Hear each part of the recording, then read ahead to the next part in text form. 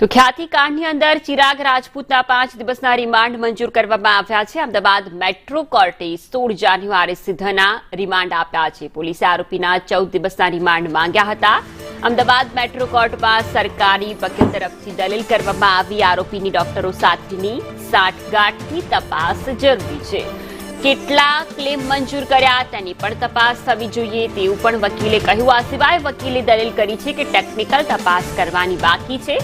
મુખ્ય આરોપી ફરાર છે એટલે તપાસ માટે રિમાન્ડ જરૂરી। ખ્યાતિ હોસ્પિટલનો સીઈઓ ચિરાગ રાજપૂત જેના રિમાન્ડ મંજૂર કરવામાં આવ્યા છે। 5 દિવસ સુધીના રિમાન્ડ મંજૂર થયા છે।